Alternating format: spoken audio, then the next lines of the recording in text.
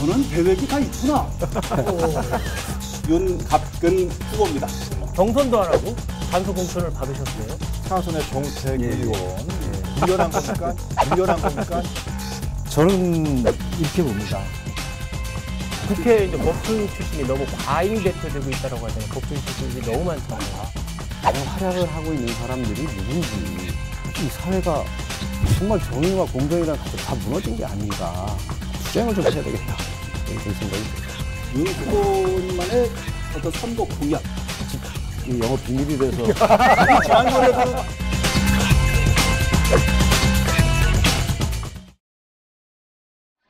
여러분 안녕하십니까. 라이벌의 불꽃 토크 대결 리얼 토크 한판입니다. 오늘도 홍순목 대표님, 최용현 변호사님 함께하겠습니다. 어서 오십시오. 네, 안녕하십니까. 이번 주부터 한판이 총선 모드로 본격 돌입합니다. 준비 단단히 하고 오셨지요? 예, 그렇습니다. 네. 알겠습니다. 한국갤럽조사연구소에서 실시한 2020년 2월 기준 제21대 국회의원 선거 정당 지지도 전국 5% 이상을 기록한 더불어민주당, 미래통합당, 정의당의 청주 지역 출마 후보자를 모시고 속 시원한 한판 승부를 펼쳐보려고 합니다. 오늘 초대한 손님은 이분입니다. 청주 상당에 출마한 미래통합당 윤갑근 후보입니다. 어서 오십시오. 예, 안녕하십니까. 반갑습니다.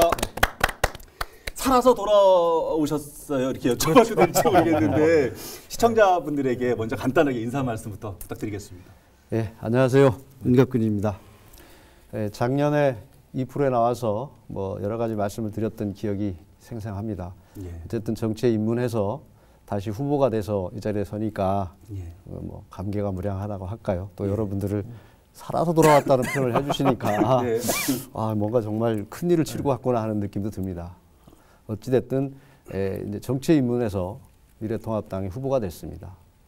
여러분들의 선택을 받고 제대로 된 정치를 하는 바른 정치인이 되고 싶다는 말씀을 드리고 싶습니다. 예, 지난번에도 작년에 이 자리에 오셨을 때도 굉장히 많은 궁금증이 있었고 그 자리에서 또 해명도 해주셨고 또 잘 모르는 것들 좀 알려주시고 했는데 오늘 역시 굉장히 궁금한 것들이 많습니다. 그렇죠. 하나씩 하나씩 좀 풀어가겠습니다. 오늘 첫 번째 주제는 이렇게 정했습니다.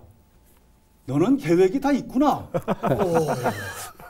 납니다. 여기까지입니다. 여기까지. 그렇죠. 지난번에 나왔을 때도 말씀드렸지만 예. 그 지역에 상당구의 사선에 정우택 의원이 버티고 있는데 예. 과연 거기서 생존할 수 있을까? 그러니까요. 하고 그랬더니 뭐 경선도 안 하고 단수 공천을 받으셨어요. 근데 저 오시자마자 이렇게 반말로 아니, 고맙습니다. 그런데 오늘 하여튼 여쭤볼 게 많아서 부랴부랴 한번 가보겠습니다.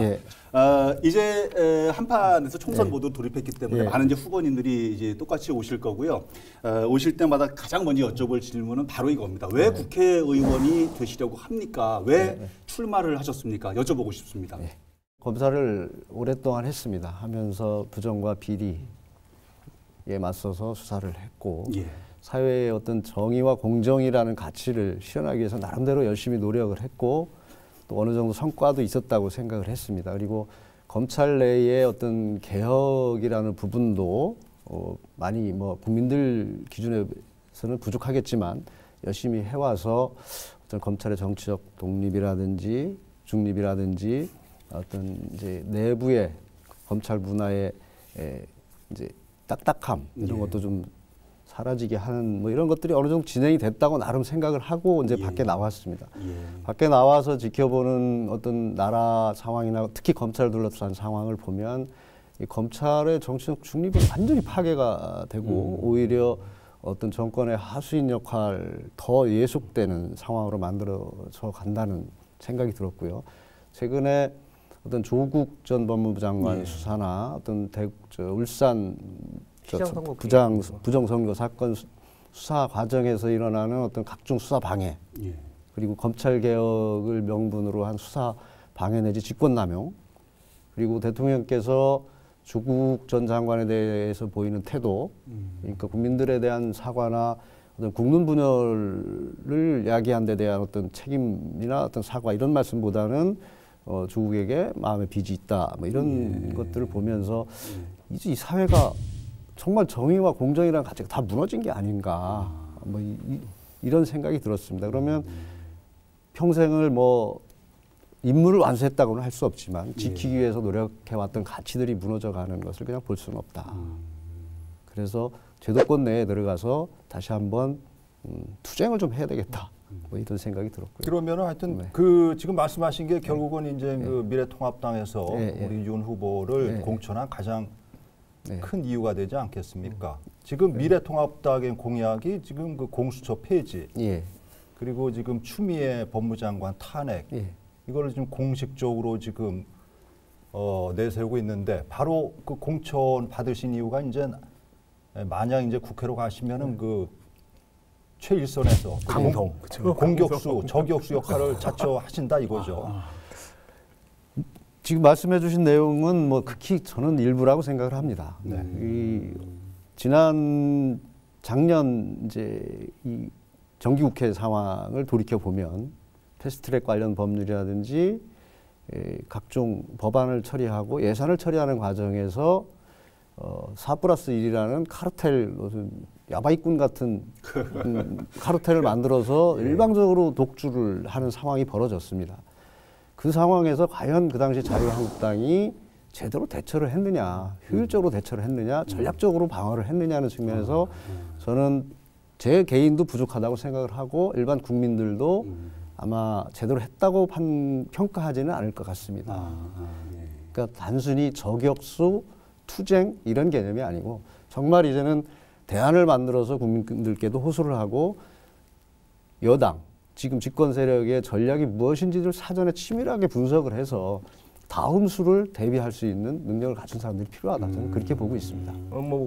직접적인 계기는 뭐 현 정권의 뭐 사법이나 검찰 개혁 이런 뭐 독선적인 정국 운영 이런 거에 대해 비판 의식을 가지고 정치를 시작하시지만 나름대로 뭐 경제나 외교 이런 분야에 많은 생각을 갖고 계시다 이 말씀이시네요. 그렇습니다. 어찌됐든 간에 뭐 차선의 정우택 의원, 우리 그 정 의원께서는 그 뭔가 좀 대의적인 차원에서 어떤 현 정부에 대한 심판 때문에 현 정부의 핵심 실세인 노영민 의원이 아성이었던 그곳에 가서 한번 내가 붙어보겠다 해서 자발적 의지를 지금 비추고 있는데 그 얘기가 맞습니까? 어떻습니까? 밀려난 겁니까? 그러니까 밀려났다기보다는 저는 이제 결국은 국민들이 원하는 게 무엇이냐. 결국 변화와 혁신의 흐름 속에서 우리 정우택 의원님이 청주 이제 지금까지 4선 의원 그리고 도지사까지 하신 우리 미래통합당으로 보면 경력이나 여러 가지 훌륭한 자산이시지 않습니까? 그리고 지금 현재 도당위원장을 맡고 계시고 그럼 민심의 흐름에 부합하면서 미래통합당에 우리 대한민국의 운명이 걸린 선거라고 하는 소위 이 운명이 걸린 선거라는 4.15 총선을 어떻게 승리로 이끌 것인가 그 판단 속에서 나온 고심에 찬 헌신적인 결단이라고 저는 생각합니다. 3당구에 정우택 의원이 갖고 계신 그 조직을 어떻게 이제 그대로 이어받게 되는 건가요, 지금?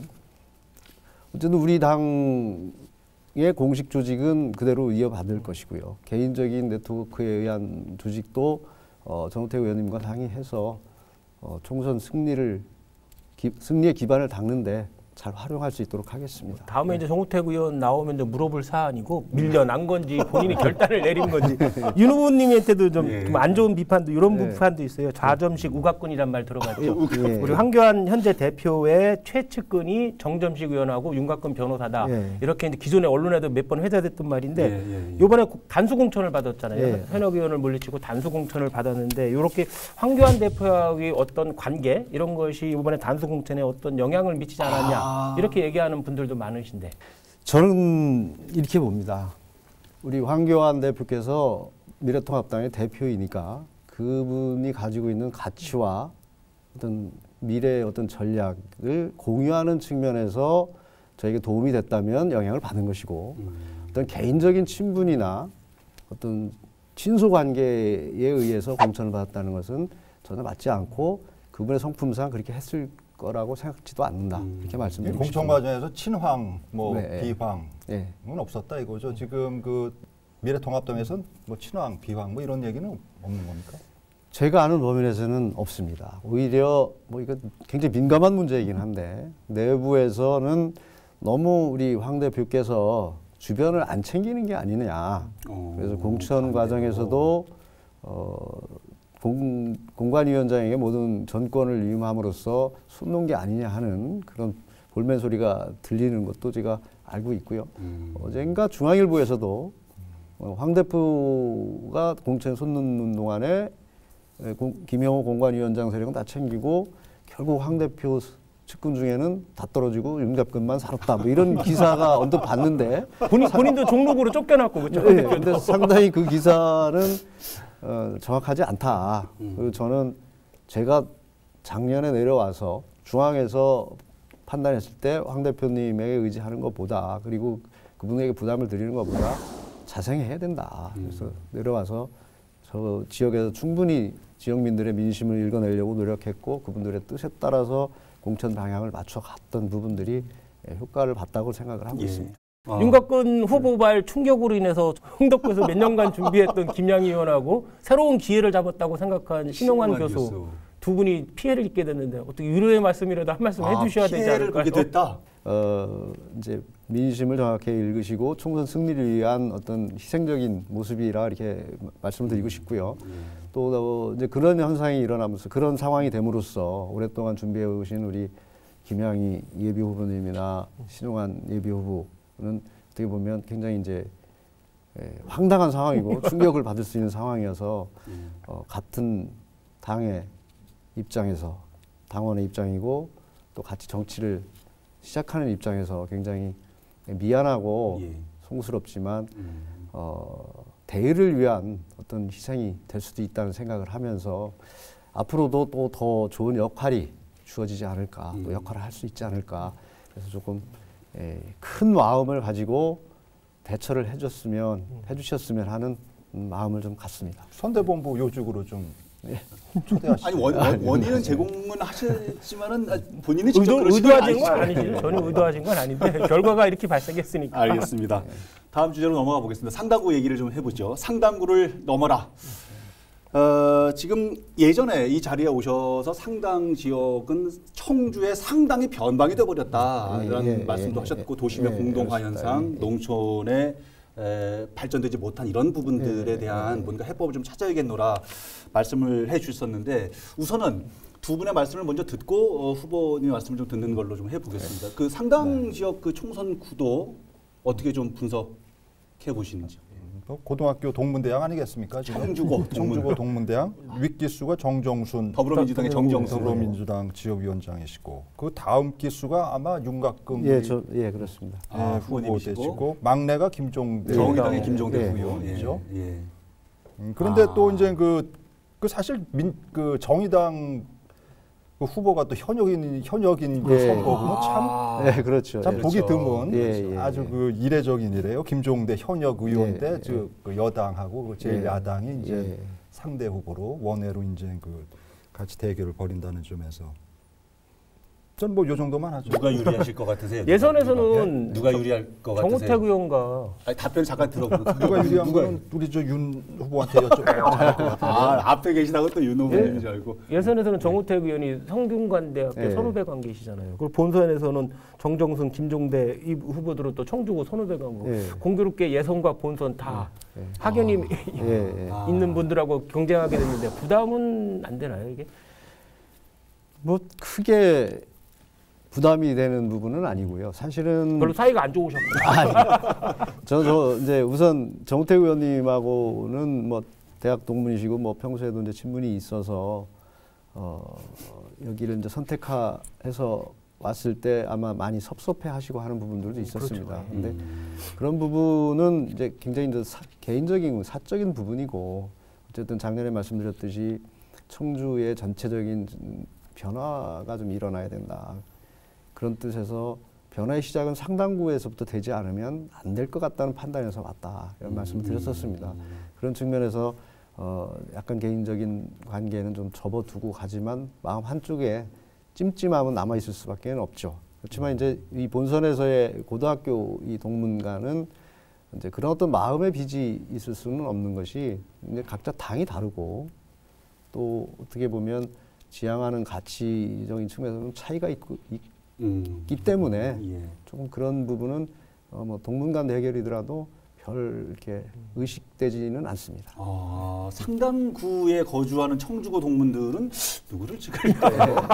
궁금하네요. 김종대 의원이 아무래도 그 우리 이제 그 정종순 후보랑 그 같은 좀 그 진보 쪽으로 좀 분류가 되지 않겠습니까? 당만으로 보면은 이제 그 어떤 보수 성향은 이제 윤 후보 혼자신데 이 3자 구도가 되면서 지금 말씀과 덧붙이면은 엄청나게 유리한 위치에 상대적으로 서신 것 같은데 유리할 수도 있는 거죠. 뭐 겉으로 드러나는 상황들이 그렇게 모든 분들이 그렇게 보시죠. 보고 실제 뭐 그렇게 갈 수도 있고 흐름이. 그래서 뭐 종종 후보 그 단일화 문제도 뭐 언론에서 언급되는 것도 보기도 했습니다.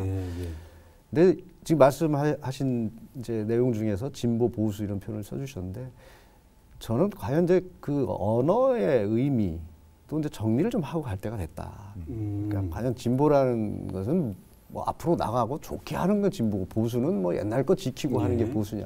저는 그렇게 보지는 않거든요. 보수라는 단어 앞에는 저는 항상 따뜻한 보수라는 표현을 쓰고 싶습니다.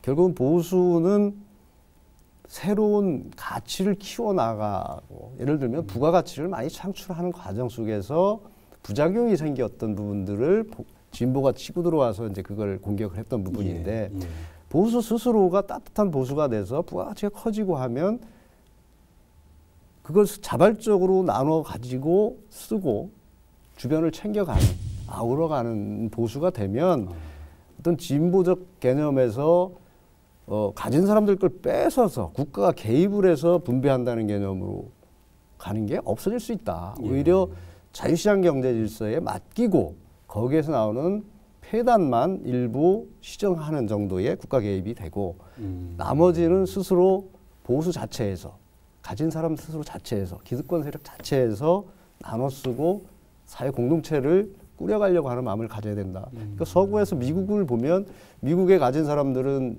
무슨 연봉이 어마어마하잖아요. 우리랑 비교가 되지 않죠. 그래도 거기는 문제를 제기하지 않지 않습니까? 그 사람들은 다 도네이션을 하고 사회적 책임을 지고 사막에서도 무슨 재단을 설립하고 이런 모습을 보임으로써 가진 게 제약이 아니다. 그리고 나눠 쓴다. 사회 환원시킨다. 네, 아까 말씀 중에서 이제 상대 후보의 선거연대 잠깐 말씀을 하셨는데 지금 중앙정부에서도 범여권의 비례 연합 비례정당 요 논의가 한참 되고 있고 선거연대 얘기도 솔솔 나오고 있는데 아마 이제 3자 구도로 간다고 그러면 누구나 예상하듯이 개혁 진보 세력의 필패다 이런 인식이 있기 때문에 지금 정정순 후보하고 김종대 후보 간의 선거연대 뭐 단일화 등 뭐 이런 거의 논의가 아마 선거 운동이 좀 진척이 되면 본격적으로 제기도 될 수 있을 것 같아요. 지금 예측하시는 거죠? 이에 대한 예측이나 뭐 대응책 뭐 이런 거 갖고 계신 게 있으신가요?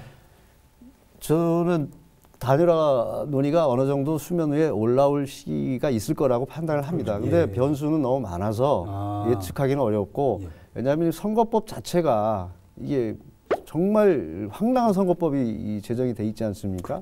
그러면 지금 과연 더불어민주당에서 비례대표당을 만들 것이냐 말 것이냐 그 만드는 방법을 지금 연합 세력으로 만든다 이러지 않습니까? 그럼 정의당이 거기 합류할 것이냐 안 할 것이냐 이런 변수들이 많아서 그런 과정 속에서 결국은 이 단일화 논의도 지역의 단일화 논의도 그 한 축으로 이루어질 것이지 여기서 선거 공학적으로 김종대 후보와 정정순 후보 간에 일어날 수 있는 일은 아니다. 특히 제가 아는 김종대 후보는 또 아마 그런 식의 단일화 논의는 거부할 거다 그렇게 봅니다. 왜냐하면 그 사람이 우리 김종대 후보가 추구하는 가치라는 게 또 다르하더라고요. 민주당과 많이 다르죠.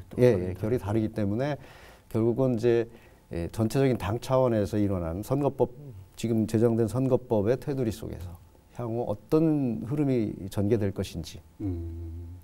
알겠습니다. 윤 후보님만의 어떤 선거 공약 이것만은 내가 특히 지역구를 위한 거 독특하다. 이건 차별화된 선거 공약이다. 하는 거 있으면 한두 가지 좀 소개해 주십시오. 아직 영업 비밀이 돼서 지난번에도 말씀하신 아직 얘기할 때가 아니야 그러셨는데 오늘은 그래도 한두 가지 조금 이제 풀어주시죠. 마스크를 푸셔야죠. 큰 틀에서 보면 이제 지난번에 뭐 도심 재생과 이제 농촌 지역의 이제 개발 말씀을 드렸는데 그렇습니다. 이제 제가 보면서 이제 조금 더 구체화를 하고 하는 과정에서 보면 이쪽에 이제 육거리에서 성안길 쪽을 보면 굉장히 낙후돼 있고 상가들이 지금 많이 비어 있고 그렇습니다. 그렇죠.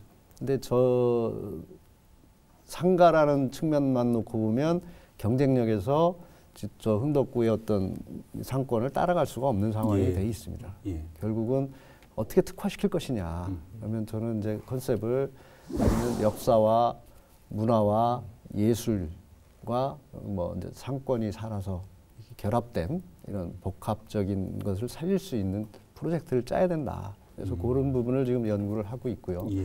그리고 이제 외곽으로 보면 이제 우리 상당산성이라는 굉장히 좋은 저 어떤 문화재 내지는 자연적 환경을 가지고 있습니다. 지역의 자산이죠. 네, 이 상당산성을 어떻게 개발을 할 것이냐. 개발이라고 하면 파괴적 개발이 아니고 복원을 포함해서 상당 구민, 넓게는 청주 시민들, 뭐 좀 더 넓은 범위에서 충북 도민들이 아주 즐겨 찾을 수 있고 찾고 싶어하는 지역을 어떻게 만들어갈 것이냐. 단순히 뭐 생태길 조성해서 한두 번 걷는 것이 아니라 거기도 역사와 문화가 숨쉴 수 있는 뭐 이런 부분들. 그리고 이제 이 남부 5개면을 보면 상당구의 기업 인수가 다른 지역, 다른 구의 기업 수의 3분의 1 정도밖에 안 되더라고요. 그러면 도로망 문제이거든요. 도로망이 이 접근성이 떨어지니까. 접근성이 떨어지니까 도로망이 중심축에 있는 고속도로와 연결이 되느냐 안 되느냐는 부분이 있어서 도로망 확충과 함께 접근성이 좋은 지역은 산업단지 내지는 무슨 이제 이런 부분으로 개발을 하는 문제가 있고 그런 부분 말고 이제 저쪽 미원 쪽 가덕 남쪽으로부터 미원 쪽으로 되는 수려한 경관과 자연 풍광을 이용하는 어떤 위락시설, 시민들이 찾아가서 쉴 수 있는 어떤 힐링 센터 부분, 뭐 이런 부분으로 어떻게 종합적 개발을 해야 되지 않을까. 그리고 농촌이 주된 인구니까 농촌의 어떤 소득 증대 사업을 할 수 있는 어떤 방안들, 필요하죠. 영농법인을 포함해서 다양한 뭐 좀 스마트 파밍이 뭐 여러 가지들이 아이디어들이 나오고 있습니다. 그런 부분들. 그리고 이제 농촌 지역의 어떤 경쟁력에서 떨어진다고 보면 소득 보전은 또 어떻게 할 것인지 하는 부분 이런 부분들을 가지고 공약을 지금 디테일하게 정리해가고 있습니다. 세 번째 단락은 즐거운 상상을 좀 한번 해보려고 합니다. 국회의원 윤갑근 가정입니다. 가정. 제가 먼저 조금 삐딱한 질문부터 먼저 시작할게요. 희망적인 메시지보다는 희망적인 메시지를 얘기했는데 국회 이제 법조인 출신이 너무 과잉 대표되고 있다라고 하잖아요. 법조인 출신들이 너무 많잖아요. 특히 이제 미래통합당 같은 경우는 뭐 한교안 대표나 홍준표 전 대표, 그 다음에 곽상도, 김도읍 여러 의원, 지역에도 경대수 의원이 있을 정도로 검찰 출신들이 하나의 직업을 구성할 정도로 너무 많아서 이게 너무 좀 그 다양성을 좀 저해하거나.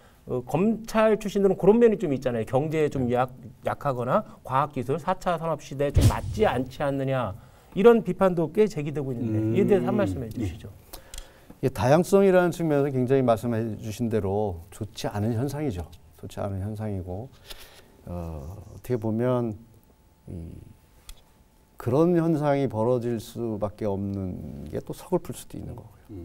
그래서 이제 완화시켜 나가야 될 부분이라고도 생각을 합니다.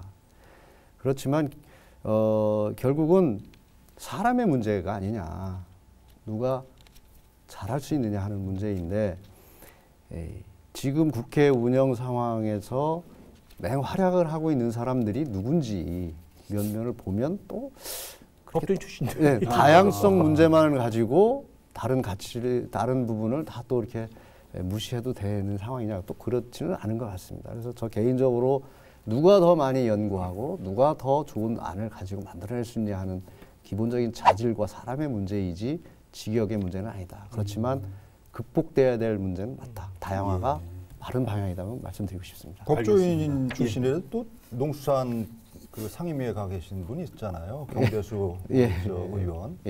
그 지역구가 농촌이다 보니 내가 어디 가겠어. 그래서 그 농수산인가 거기로 꽤 오래 지금 가 계셨잖아요. 그렇습니다. 꼭 뭐 법조인이라고 법사위만 가는 건 아니지 않습니까? 뭐 저도 법사위를 별로 선호하지는 않을 것 같습니다. 만약에 당선되더라도 법사위 가면 밀려서 가는 상황이 되지 않을까 싶습니다. 저는 다른 데 가고 싶습니다.